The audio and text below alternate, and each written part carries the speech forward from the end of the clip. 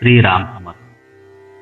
सद्गुरू श्री ब्रह्मचैतन्य गोंदवलेकर महाराज यांचे प्रवचन 8 डिसेंबर.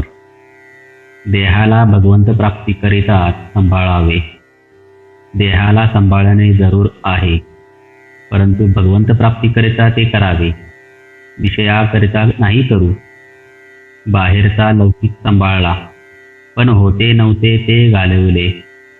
यात काय मिळवले हा वेडेपणाच म्हणायचा. आतल्या खोबऱ्याचे रक्षण करेना करता करवंटीची जरुरी आहे. केवळ बाह्यांगाची जपणूक करणे हेच काही मनुष्याचे अंतिम उद्दिष्ट नाही. बाह्यांगाचे सुख हे काही खरे नाही. मी माझे यापासून आपण द्वैताला सुरुवात करतो. कल्पनेने जेवढे समजेल तेवढे पाहू लागतो, परंतु शेवटपर्यंत मी कोण याचा आपल्याला पत्ता लागत नाही.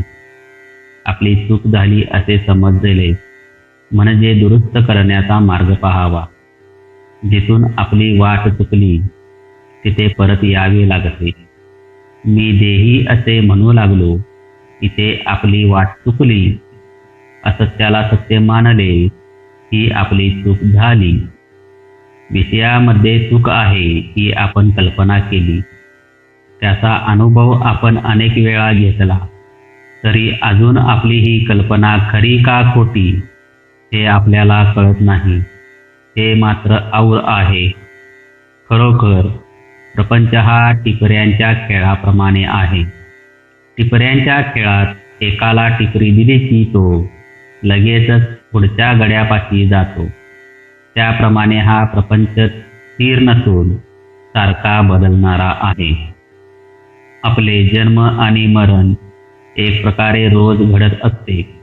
आपण निजलो, झोपी गेलो की मरण समजावे, आणि उठलो, जागे झालो की आपला जन्म झाला असे समजावे.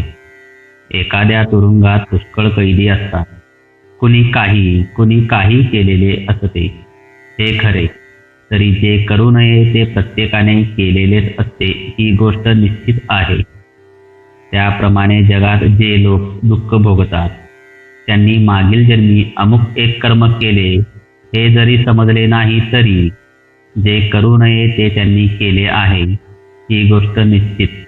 परंतु त्यामध्ये भगवंताने एक मोठी सोय ठेवली आहे, ती ही की जो देहाला विसरेल त्याला त्या दुःखाची जाणीव होणार नाही. जगातल्या दुःखाचा प्रश्न हा मानवी तर्काला समाधानकारकपणे न सुटणारा प्रश्न आहे. म्हणून त्याबद्दल फार विचार न करता जगातले दुःख शक्यतो कमी करण्याचा प्रयत्न करावा. ज्याला देवाची पूर्णपणे आठवण असते त्यालाच जगाचा दुःखाचा विसर पडतो. जो स्वतःला पूर्णपणे विसरतो त्यालाच भगवंताची प्राप्ती होते. स्वतःला पूर्णपणे विसरायला भगवंताच्या नामात रंगून जाणे हा एकच उपाय आहे. जेवढ्या उत्कटतेने नाम घेऊ तितके अधिकाधिक आपण नामात गुंतले जाऊ. मग देहाची आठवण कशाला राहील. आपण नाम घ्यावे, ते आपणच आपल्या कानांनी ऐकावे, आणि ते घेता घेता शेवटी त्यात स्वतःला विसरून जावे. हाच आनंदाचा मार्ग आहे. जय जय रघुवीर समर्थ. आजचे बोधवचन. नाम अंतरात शिरले की देहाचा विसर पडतो. मग मी कोण आणि देव कोण हे आपोआप कळते. श्रीराम समर्थ.